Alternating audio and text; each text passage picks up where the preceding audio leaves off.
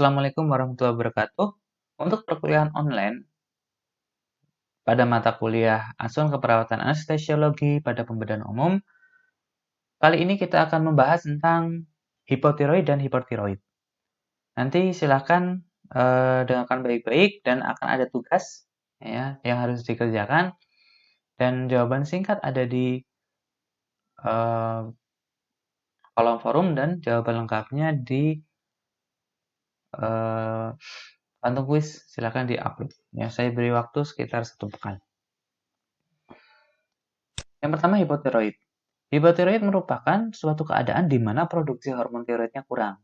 Nah, ini bisa disebabkan oleh kelainan seperti misalnya kerusakan dalam metabolisme tiroid atau kekurangan yodium ya, atau kelainan kelenjar tiroid.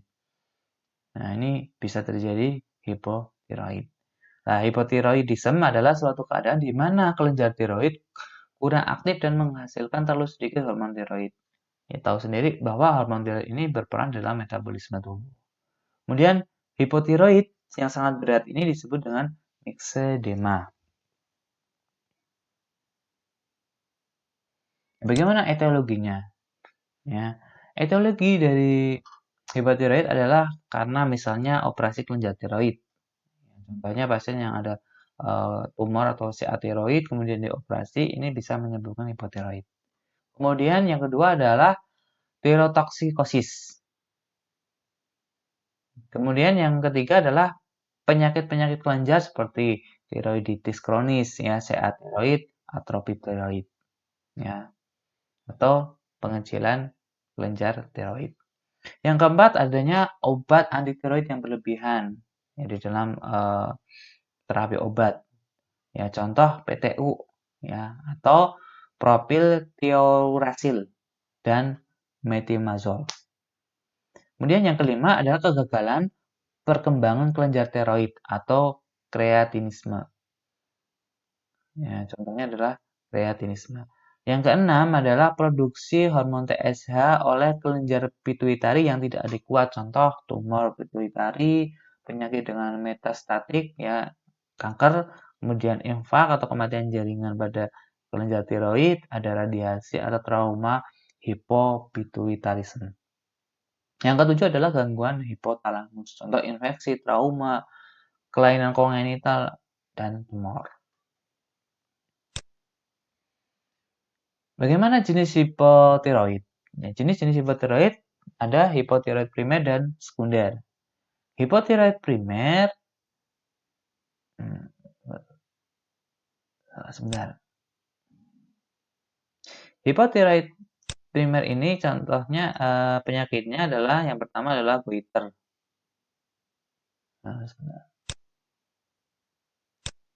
Nah, goiter ini biasanya terjadi tiroiditis, ya. Kemudian Hashimoto, ya. Dan fase penyembuhan setelah tiroiditis, ya. Kemudian defisiensi zodium. Yang kedua adalah non-goiter. Ini terjadi destruksi pembedahan, ya. Ini yang menyebabkan hipotiroid selain goiter. Nah, kondisi setelah pemberian yodium radioaktif atau radiasi eksternal. Nah, agenesis atau amiodaron. Kemudian yang kedua adalah hipotiroid sekunder. Hipotiroid sekunder terjadi karena adanya kegagalan hipotalamus, menurunnya hormon TRH, kemudian TSH yang berubah-ubah, turunnya T4 bebas, atau kegagalan pituitari. Contohnya penurunan TSH atau penurunan T4 bebas. Ya.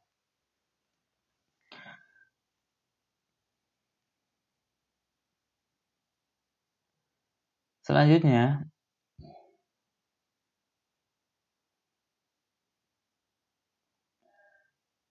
kita lanjut terkait dengan manifestasi klinis.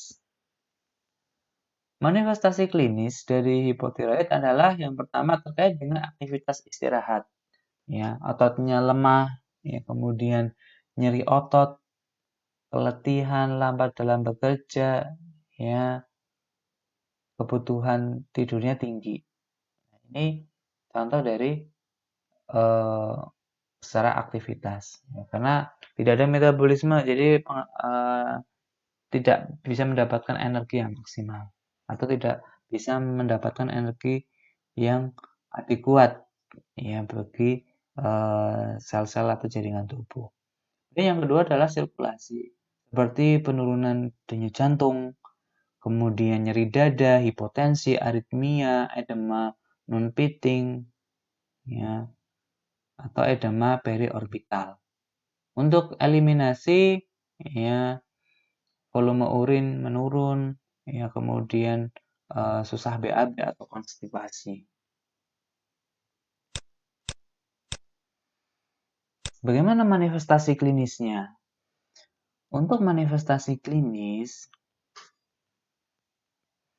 yang lain, ya, selain tadi dari aktivitas, kemudian dari eliminasi, yaitu yang integritas ego. Ini biasanya emosinya labil, kemudian mengalami letargi, ya, penurunan eh, kesadaran, ya, apatis atau paranoid. Sedangkan dari pernafasan, pasiennya mengalami pernafasan Kussmaul. Ya. Kemudian dari keamanan, ini sensitif terhadap dingin, ya. Kemudian kulit kering, rambut kering dan rontok, mukanya pucat, pendengaran berkurang, lidahnya membesar, ukuran tangan dan kaki bertambah. Nah, dari segi seksualitas, maka libidonya menurun atau pasiennya bisa mengalami impoten. Nah, kita lihat bagaimana patofisiologinya. Mulai dari hormon tiroid menurun, menyebabkan eritropoiesisnya juga menurun. Ya, jadi ini menyebabkan pasien mengalami anemia, kemudian defisiensi vitamin D dan zat besi, dan defisiensi asam folat. Nah, kemudian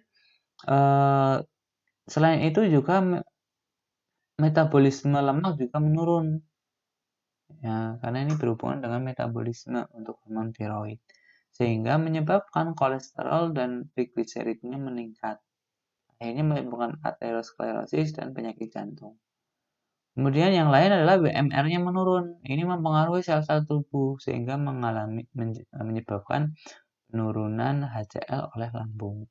Dan akhirnya terjadi mortalitas gastrointestinal, ya, heart rate dan produksi panas atau hipotermia.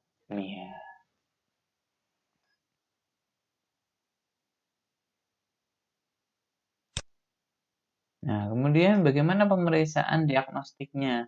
Untuk pemeriksaan diagnostik, yang pertama adalah dengan uji fungsi tiroid, ya, bisa dengan radioimun Arsay, ya, kemudian atau tirotropin TSH, uji TRH, atau uji isotopik, ya, seperti uji tangkap yodium, supresi, dan lain sebagainya. Kemudian untuk yang kedua adalah morfologi kelenjar tiroid, ya, seperti USG, CT scan, dan MRI. Kemudian untuk melihat etiologi kelainan tiroid, ya, imunologi seperti melihat antibodi reseptor TSH dan lain sebagainya. Kemudian yang lain seperti pertanda tumor, biopsi jarum, ya, dan pemeriksaan kardiomegali.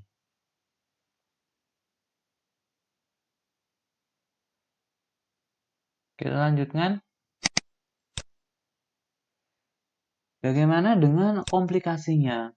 Untuk komplikasinya, ini bisa menyebabkan koma myxedema, yaitu situasi yang mengancam nyawa yang ditandai oleh eksaserbrasi atau perburukan semua gejala hipotiroid, ya, termasuk hipotermi tanpa menggigil, hipotensi, hipoglikemi, hipoventilasi, dan penurunan kesadaran hingga koma.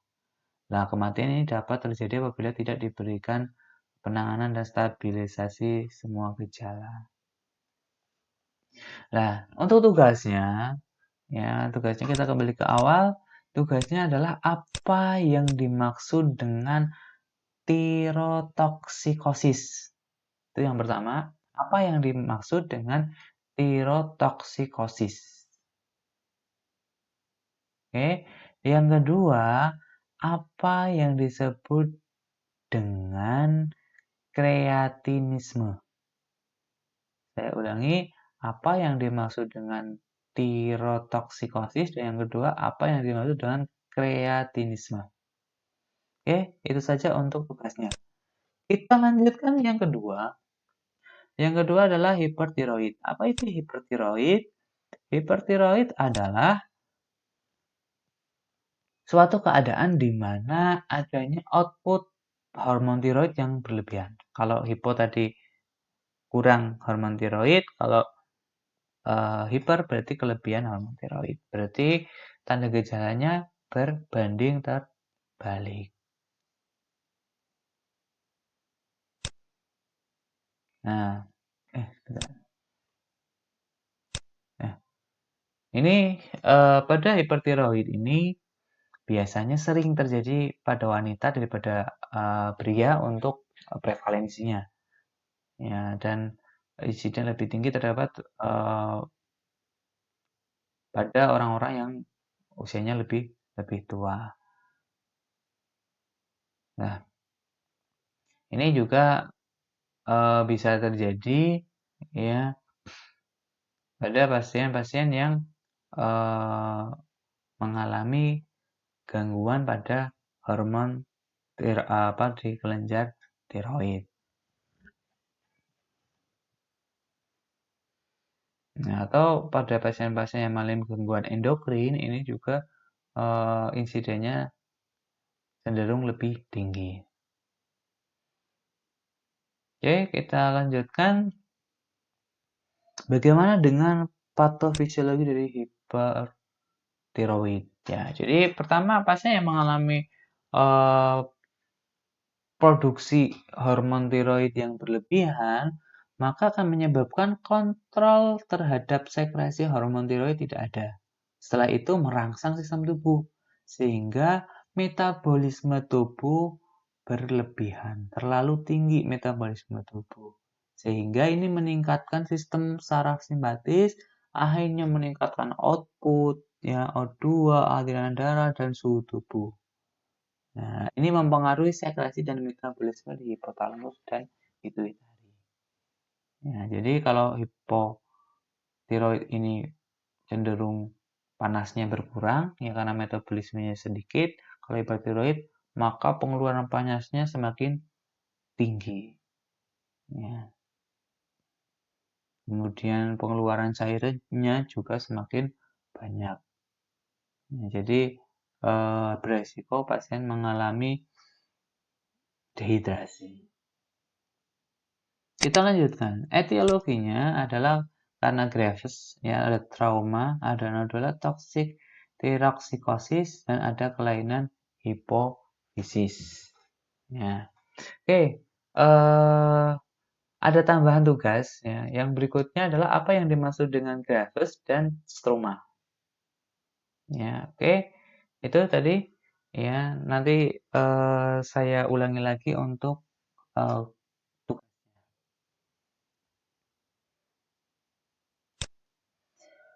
Kemudian untuk terapinya ya dengan pengobatan untuk mengurangi gejala hipertiroid ya yaitu dengan beta adrenergic ya seperti obat-obat propanolol ya, kemudian antitiroid. Nah, kenapa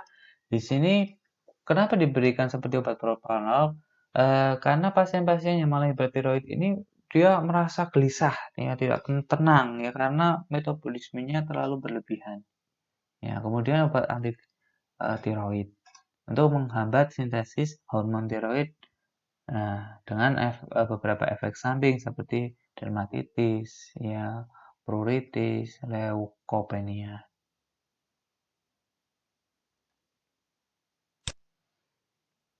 Kemudian yang berikutnya Nah, bagaimana dengan terapinya? Nah, untuk terapi ya biasanya dengan yodium radioaktif ya, seperti radiasi yodium, kemudian radioisotop dan operasi tiroidektomi. Nah, untuk seorang penata anestesi ini yang menjadi fokus bagaimana selain kita tahu tentang penyakit hipertiroid dan hipotiroid, bagaimana kita bisa mengetahui bagaimana operasi apa namanya tiroidektomi.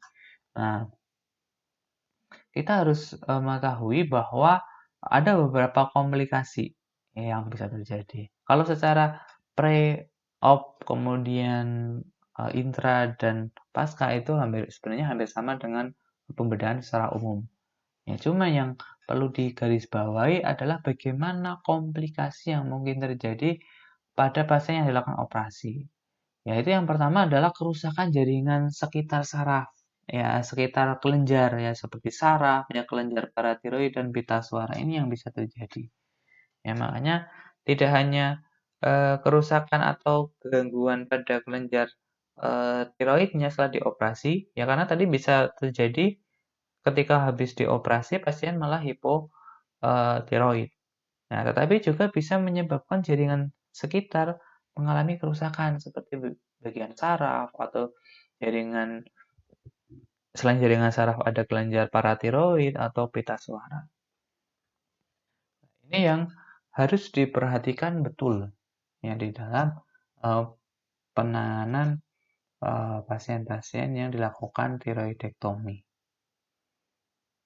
Oke, ya itu saja untuk uh, perkuliahannya. Ya, yang saya ulangi, untuk tugasnya, yang pertama, apa yang dimaksud dengan tirotoksikosis? Yang kedua, apa yang dimaksud dengan kreatinisme? Yang ketiga, apa yang dimaksud dengan Graves? Yang keempat, apa yang dimaksud dengan stoma? Ya, saya tuliskan di sini saja ya. Untuk kuis, ya untuk kuisnya adalah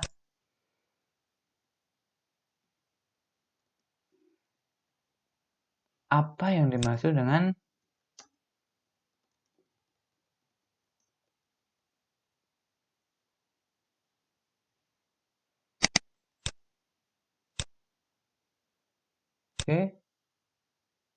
tirotoksikosis?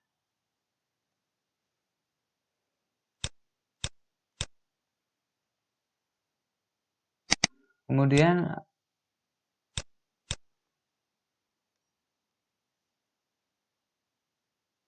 apa yang dimaksud dengan kreatinisme?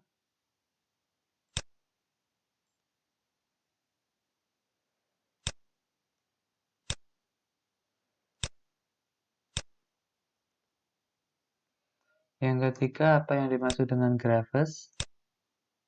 Dan apa yang dimaksud dengan trauma? Nah, saya kira sedikit ya. Jadi cuman penjelasannya saja. Ya, apa yang dimaksud dengan terotoksikosis? Tidak harus dengan tanda gejalanya, hanya pengertiannya. Oke, saya rasa itu saja untuk perkuliahan kali ini. Apabila ada pertanyaan, silakan diajukan. Saya beri di kolom forum, saya beli kamar sendiri untuk daftar pertanyaan dan diskusi. Kemudian silakan kalian cari banyak referensi, ya karena tadi contoh untuk hipertiroid tidak saya sebutkan semua bagaimana tanda gejalanya, karena sebenarnya hanya berbanding terbalik saja dengan hipotiroid. Ya, itu silakan banyak referensi yang bisa dicari baik dari internet, jurnal, kemudian buku-buku referensi, ya juga di internet, ya banyak sekali yang bisa kita pelajari dan silakan jangan lupa untuk perkuliahan-perkuliahan sebelumnya seperti anatomi fisiologi itu jangan hilang begitu saja. Ya dibawa kembali, dibaca kembali, karena untuk penyakit-penyakit masalah-masalah penyakit itu kita butuh dasar yaitu anatomi fisiologinya. Sehingga kita akan tahu dari fisiologi ini seseorang bisa mengalami penyakit tertentu, nah kita bisa mengambil apa namanya, bisa menganalisis bagaimana patofisiologinya, ya. Jadi makanya tadi tidak saya terangkan semua bagaimana anatomi fisiologinya karena sudah pernah diajarkan di semester sebelumnya. Jadi saya fokus saja ke penyakitnya. Oke, saya kira itu saja untuk perkuliahan di kesempatan kali ini dan semoga bermanfaat dan untuk perkuliahannya untuk materi atau penyakit yang lain nanti akan ada penjelasan dari Pak Reva dan Pak Agus. Ya, jadi silahkan semuanya dipelajari. Dan jangan lupa untuk tugasnya dikumpulkan maksimal 1 pekan. Nanti saya berikan rentang waktunya.